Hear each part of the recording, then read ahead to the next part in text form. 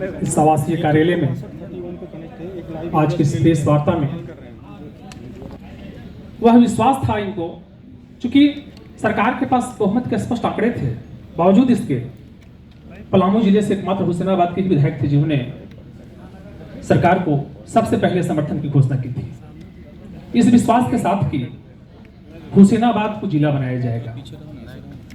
कोई बहुत बड़ा मांग नहीं था, व्यक्तिगत मांग भी नहीं था। हुसैनाबाद जो पलामू जिले का सबसे पिछड़ा विधानसभा क्षेत्र है, शायद ही झारखंड में कोई ऐसा जिला हो जिसका मुख्यालय से प्रखंड की दूरी 100 किलोमीटर हो, और वह भी अति पिछड़ा हो, और रास्ते जो है जिला मुख्यालय तक पहुंचने का लगभग 70% जंगलों से होकर गुजरता हो। इस विश्वास के साथ इन्होंने झारखंड सरकार माननीय मुख्यमंत्री हेमंत सोरेन जी को अपना समर्थन दिया था, और पूर्ण विश्वास था इनके नेतृत्व में हुसैनाबाद को जिला बनाया जाएगा।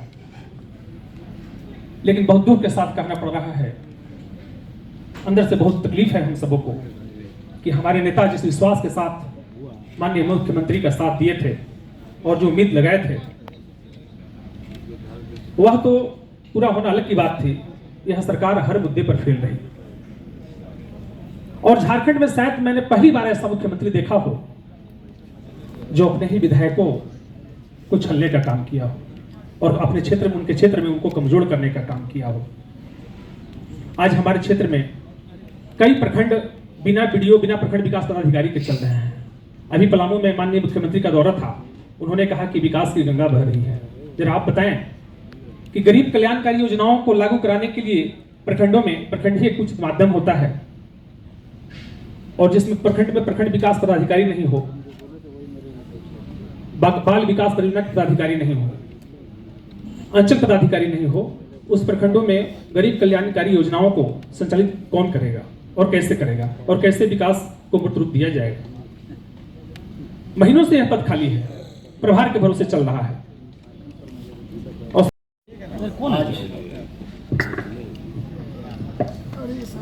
हमारे प्रदेश कार्यालय में एक अति आवश्यक प्रेस कॉन्फ्रेंस रखा गया है, और इसमें हमारे राज्य के महिला प्रकोष्ठ के अध्यक्ष, युवा प्रकोष्ठ के प्रदेश अध्यक्ष, अल्पसंख्यक प्रकोष्ठ के प्रदेश अध्यक्ष, किसान प्रकोष्ठ के प्रदेश अध्यक्ष तथा हमारे तमाम झारखंड के विभिन्न जिलों से आए हुए सम्मानित जिलाध्यक्ष, हमारे प्रदेश के सम्मानित पदाधिकारीगण, अभी आपके समक्ष जो है कि आपने अपना बहुमूल्य समय निकालकर और इस कार्यक्रम में आने का कष्ट किया, इसके लिए हम तहे दिल से पूरे राष्ट्रवादी कांग्रेस पार्टी सभी परिवार के सदस्य आपके प्रति अभिनंदन करते हैं। आपको आने वाले दिवाली खुशियों से भरा रहे। आज हमारे इसके पहले भी हम प्रेस कॉन्फ्रेंस किए थे प्रेस क्लब में, और विभिन्न मुद्दे पर हम लोग आपके समक्ष प्रकाश डाले थे, जिसमें बालू की समस्या बहुत गंभीर थी। आज भी पेपर में देखें कि बालू का बंदोबस्त किया जाएगा, लेकिन ऐसा जगह जो हमें सच्चाई मालूम हुआ है कि अभी जमीनी स्तर पर ऐसा बहुत काम बाकी है, नहीं ऐसा हो रहा है। लेकिन चलिए, शुद्ध तो आया कि गरीबों का घर बनाना है, बालू की जरूरत होती है। अभी जब हम राष्ट्रवादी कांग्रेस पार्टी अजीत पवार ग्रुप, हमारे प्रभारी माननीय प्रफुल्ल साहब सारी बातों से अवगत कराते हुए उन्होंने हमसे बातचीत की, 3-4 बार बात हुई है, और सारी विषय बिंदु पर उनको अवगत कराया गया। उन्होंने कहा कि आप लोग एक टाइम दे दीजिए। उनके कहने अनुसार हम लोग लास्ट 1 तारीख को डेट दिए थे क्या है कि इसके पहले भी जब कोई भी विधायक, कोई भी पार्टी सरकार को सपोर्ट करती है तो उसके पीछे उसका भी एक महत्व रहता है, उसका भी एक लालसा रहती है, एक उम्मीद रहती है कि हम जब सपोर्ट कर रहे हैं तो सपोर्ट का जवाब भी सपोर्ट से ही मिलता है। हमको विकास चाहिए था और हमने आज नहीं, करीब करीब 3 साल से ऊपर हो गया बोले हुए। हम जब कैबिनेट मंत्री थे झारखंड सरकार में तो हम 3 प्रखंड का निर्माण कराए थे, गठन किए थे, जैसे हैदरनगर, पिपरा और मोहम्मदगंज। यह अति उग्रवाद प्रभावित क्षेत्र है। हम सारी प्रक्रिया को पूर्ण करते हुए जो है जिला का रूपरेखा तैयार किए थे। इसलिए किए थे कि हमारा हुसैनाबाद, हरिहरगंज अत्यंत ही नक्सलीय क्षेत्रों में आता है। नक्सलियों कारनामों से गुजरना पड़ता है। आप लोग भी देखे होंगे कि वहां पर बराबर नक्सल का अटैक होते रहता है। और वहां से डाल्टनगंज की दूरी मोहम्मदगंज से 130 किलोमीटर, डाल्टनगंज, हैदरनगर से 110 किलोमीटर, जपला से 90 किलोमीटर, हरिहरगंज से 90 किलोमीटर, पिपरा से 110 किलोमीटर।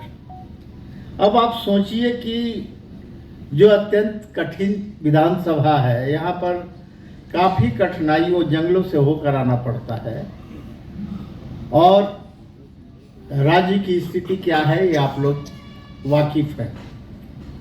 हम उसके विषय में ज़्यादा जानना, आपको बताना नहीं उचित समझते हैं कि आप लोग खुद अवलोकन करते हैं कि क्या राज्य की स्थिति है। दुर्भाग्यवश सरकार गिर गई।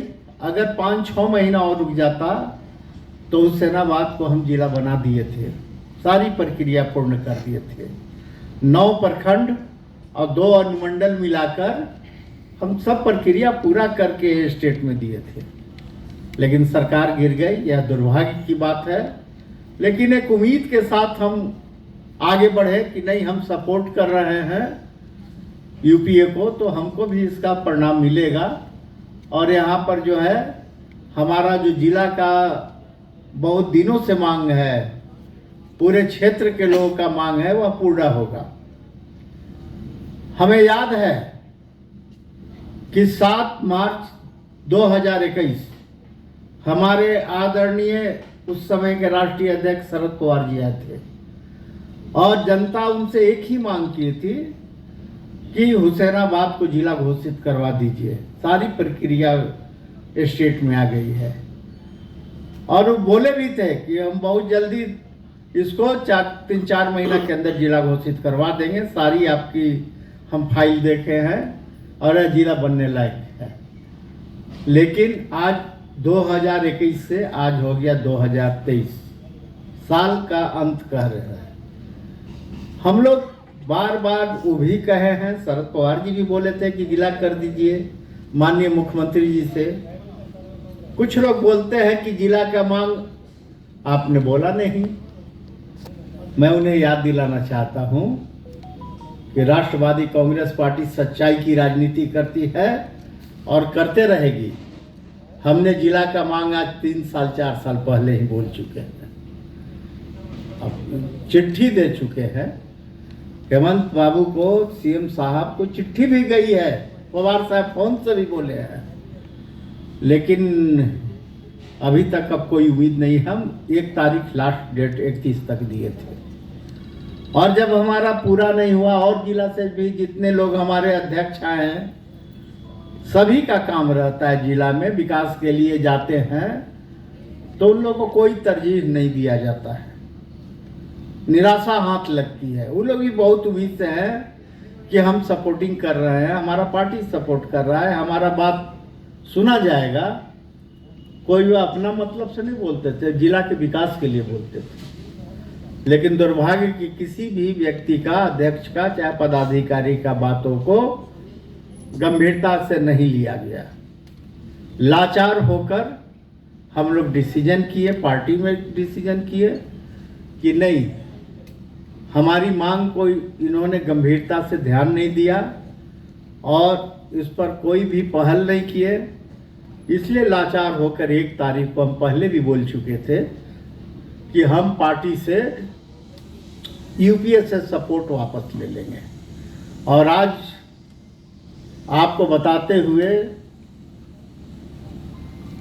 हम जानकारी देते हैं और दुख भी हो रहा है कि इतने दिनों से हमने सपोर्ट एक उम्मीद से किए थे कि हमारा जिला का मांग, हमारे और जिला के अध्यक्ष का जो विकास की जो मांग है क्षेत्र जिला में, उसको पूरा किया जाएगा, लेकिन किसी मुद्दे पर ध्यान नहीं दिए और लाचार होकर आज हम अपना सपोर्ट जो है यूपीए से वापस ले रहे हैं। और चिट्ठी जो है परम आदरणीय महामहिम राज्यपाल महोदय को जा रहा है कि राष्ट्रवादी कांग्रेस पार्टी हेमंत सरकार से अपना सपोर्ट वापस ले रही है।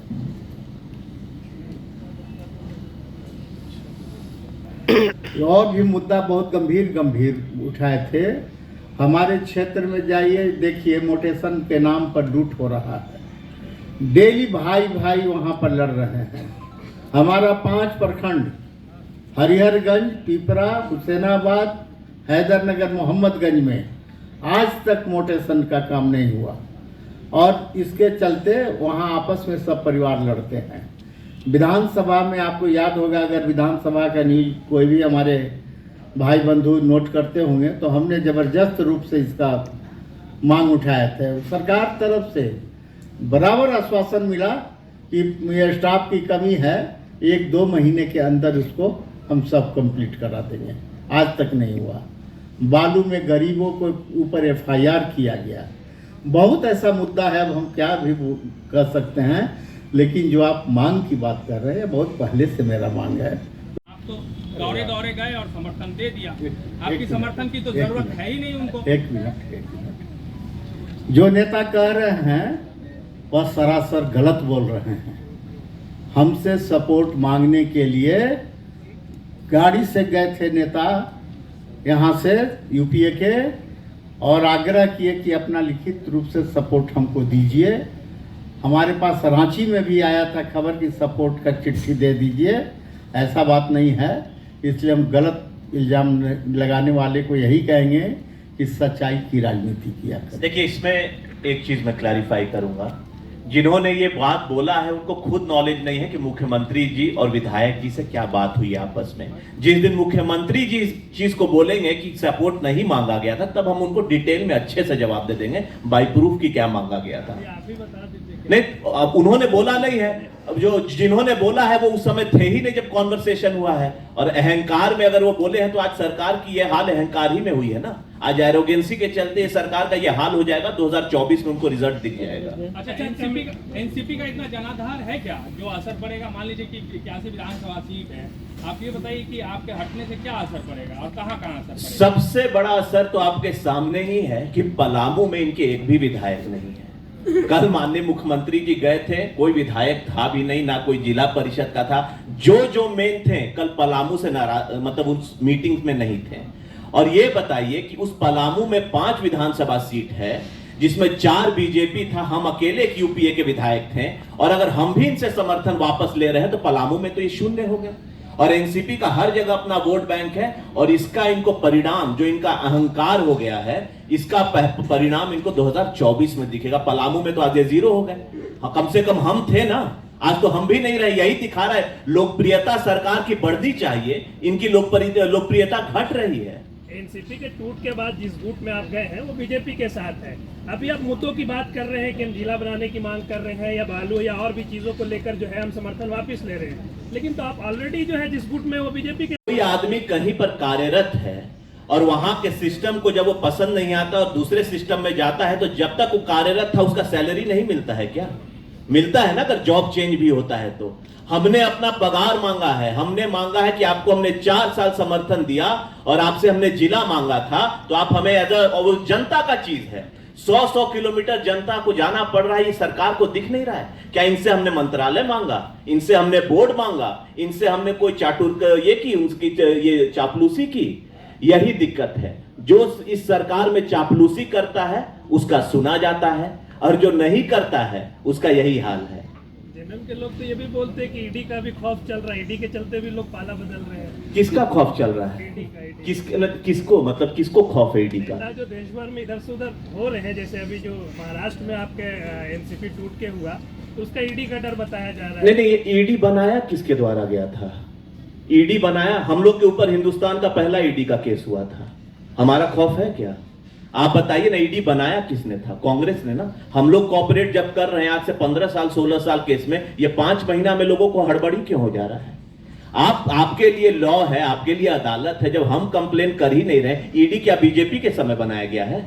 आप देखिए। और आपको एक और चीज बोल रहा हूं मैं, ये प्रेस कॉन्फ्रेंस, कांग्रेस के समय तो ऐसे ऐसे लोगों पे ईडी लगा था जिसका विभाग में कोई घोटाला ही नहीं था। ये इतिहास है। यहां तो आज ईडी अगर कुछ कर रहा है तो डिपार्टमेंट में कुछ दिख रहा है। कांग्रेस के समय ऐसे लोगों पे केस हुआ था जहां डिपार्टमेंट ने खुद बोला है कि कोई घोटाला नहीं है, लेकिन सरकार ने बोला कि केस चलाइए। तो कब कहां मिसयूज हुआ है, ये आपके मैं एनालिसिस पे छोड़ दूंगा। सूर्या, चूंकि अब आप एनडीए के पार्ट हो गए, तो क्या सीटों को लेकर कोई बातचीत यहाँ हुई है आप लोगों की?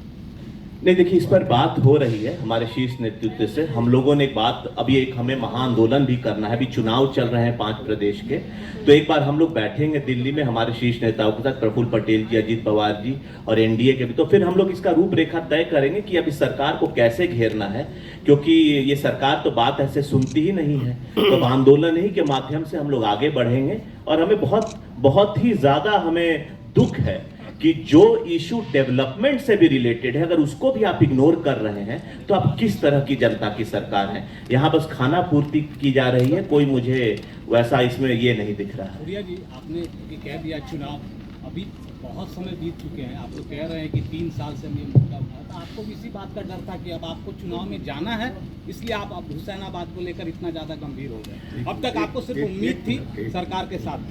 1 मिनट, आपको पता होना चाहिए पता है कि हमारे खिलाफ सभी लोग थे।